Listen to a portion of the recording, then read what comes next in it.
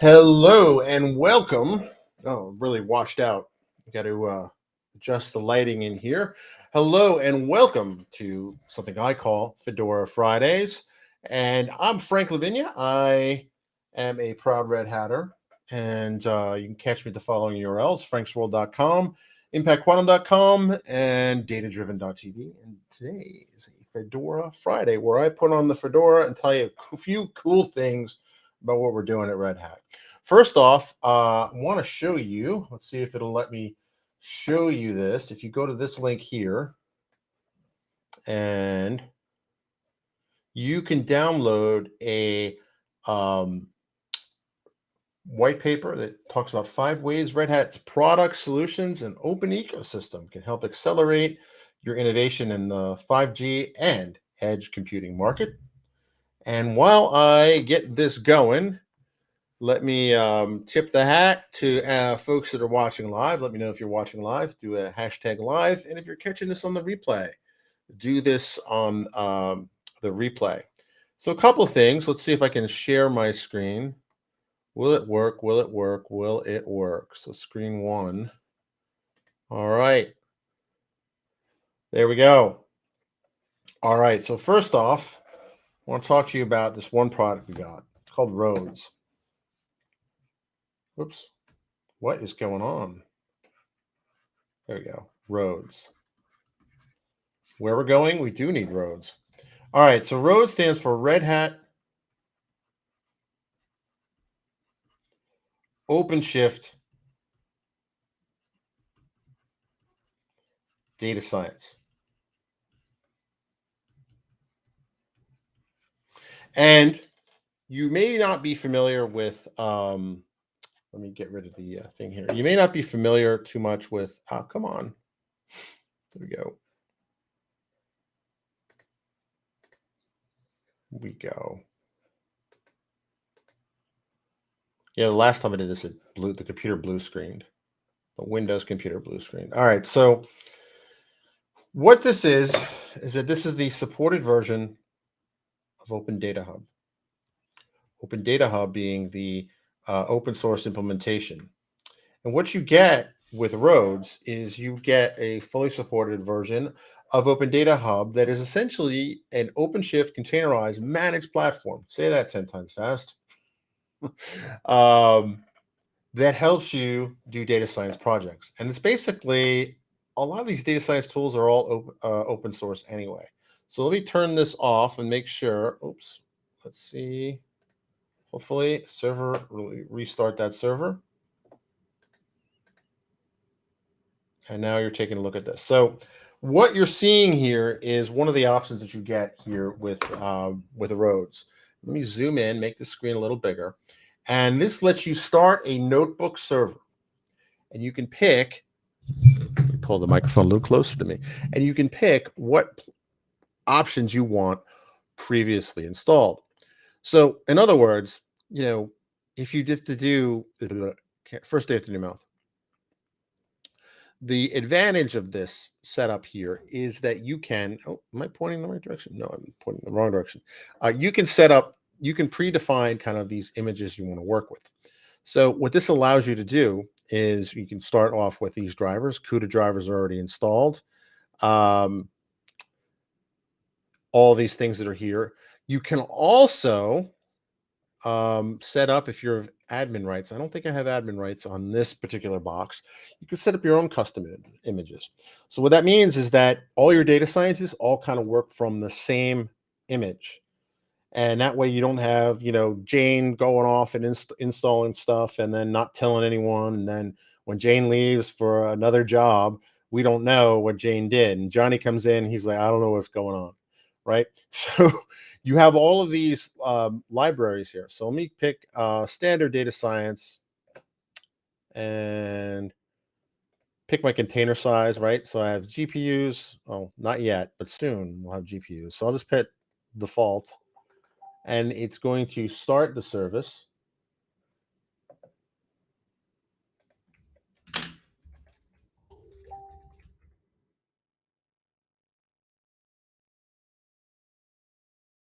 All right. And as always, my wife has decided to message me. All right. Page will update momentarily.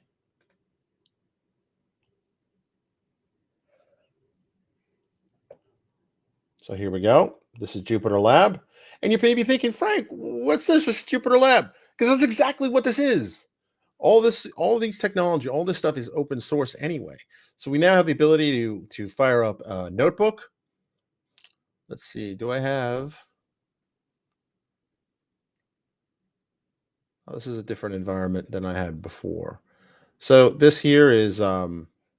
This should look familiar. Let's see. Never good to have error message. My tens are slow. Oh, all right. I don't know what's going on there. It's a Friday. Let's see what I got here. All right. So I'm going to upload a notebook locally, which is, where is it? Where are you? Here we go. So this is actually something called, no, or tools. And what this does is this does kind of route optimization. And I'm sorry, it is OptiPlanner. My bad. You can tell I really should have gotten an extra cup of coffee when I stopped at Panera this morning. So what this is visualizing, so what I have it set up now, and this actually ran earlier on. Somebody sent me a Colab notebook, so I actually just downloaded the IPYNB notebook file, and now I have it. All right, so what I have here is we'll go back to the original here. So if I have 3 hospitals, 200 patients, this will solve the optimal how that should be done. So in this case, this hospital has a 30-bed capacity. This has 40-bed capacity. This has 15-bed capacity. And this will go through and kind of show what this looks like.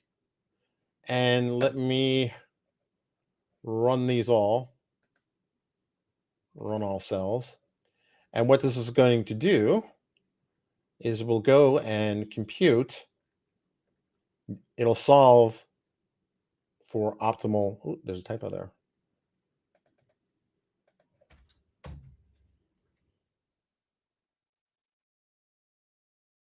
All right, so it's going to solve this. It's going to take a minute at the most, but basically it's going to come out with this. And this can be used to solve all sorts of logistics problems. Kind of shows you what this looks like, hospital one, and this shows you how the patients would do this. So this is interesting in a couple of ways. One, you can take any notebook and run it here, and you can take a notebook and run it. Of course, she's messaging heartworm test. Hang on, let me mute that notification. So you can take any notebook and run it in here because it is the open source tool of Jupiter. And there's a lot more things that I can talk about. And if you have any questions, feel free to let me know. But this is what I'm very proud of. We also have another product coming out called, let's see, we have Roto. All right, so this is in limited availability, which basically means you can run it now. In beta or field trial is something called Rota, Red Hat OpenShift Data Access. And what this provides is a database as a service kind of management screen where you can go, you don't have to worry about, you can connect to all these databases that are across different services, RDS, CockroachDB, all sorts of setup that you have. You can connect through it through this tool here. So you don't have to worry about security or credentials. Your developers can just access it. Obviously, somebody has to worry about it, but that would be the admin. So you have a lot more control. And really, this helps eliminate kind of shadow IT, right? Or knowing where your data is and who knows what's spun up. This gives developers and admins an incentive. This certainly gives developers an incentive to do things kind of the right way above board, even if they kind of go off the beaten path a bit and then put data in kind of these different services. Did I mention it was the first day with a new mouth? All right, so that's what I got for you today. And if you check this out, this is the link here where you can find 5 ways to innovate for 5G and Edge. And I think this is important because if you look at kind of, Frank, you're an AI guy, you're a data scientist. Why are you doing this? So ultimately, AI requires data, right? And you think about it kind of at this pyramid here, right? AI is the end product here. Data is what this works on. Actually, I'll put this on cleaned training data. And then now we have raw data, right? And all of this raw data comes from different sources, whether it's Edge, Kafka, Streams, Kafka, IoT, relational data stores, on-prem. All of this data will feed into this raw data. This raw data then gets picked over and cleaned, which can then inform and train your AI models. And what you're going to see is that Red Hat, we have this here, this work here. This would be roads, kind of thing I just showed. Processing your data and processing this to here, that would be Roto. And we have another product coming soon. Can't talk too much about, but I will say that it will be kind of a data fabric type offering. It doesn't even have a name yet. I should probably check with the marketing guy if I should even mention this publicly. But so all up and down the stack, you're going to see Red Hat OpenShift tooling that will help empower and make data scientists more productive. And you're probably thinking, Frank, this is great, but why don't I just use SageMaker? Why don't I just use, Azure ML? And you know what? You can. Because Azure ML and SageMaker, not SageMarker, right? AWS SageMaker. These are all based on Jupyter notebooks anyway, right? And the only catch is that this is only ever going to run in Azure. This is only ever going to run in AWS. However, if you go with a Rhodes solution, you can write to Rhodes because it's all Jupyter notebooks anyway. You can take your stuff from Azure ML. You can put it in there. You can bring your notebooks over. But Rhodes runs on AWS because it's OpenShift, right? And if you're not familiar with OpenShift, it's basically a containerized platform. Rhodes can run very soon on Azure. It eventually will also run on GCP, not GCP, not GCR or GDPR. So this really is live and unscripted, folks, in case you're wondering. GCP. And it can run on-prem very soon. I'm really out of practice drawing on this. So what this means is you have ultimate flexibility. Now, I like Azure ML. I've done a lot of work with Azure ML, sold Azure ML for a number of years. It's a great product. Haven't really worked as much with SageMaker. It's a great product too, but it's only ever going to run on AWS or AWS hardware on-prem. Same thing with Azure ML, right? It's only ever going to run either on Azure or Azure Stack, in your data center. It is always going to be in that environment. Not so with OpenShift. OpenShift can run on all of these platforms. The servers that you already have, the GCP, Azure, AWS, you can run on all of those. So if you're looking for ultimate flexibility, OpenShift's the way to go. And if you're looking for ultimate flexibility in how you do your data science projects and how you work with the tools that are open source anyway, then the Rhodes is the way to go because it can run anywhere. So if you want to do it on-prem, you can. If you want to do this at the edge, you can. If you want to do this on any of the big cloud vendors and anywhere in between, you can do it. And then that, boys and girls, ladies and gents, is Fedora Friday. So hit me up if you have any questions. Always happy to talk, always happy to stream.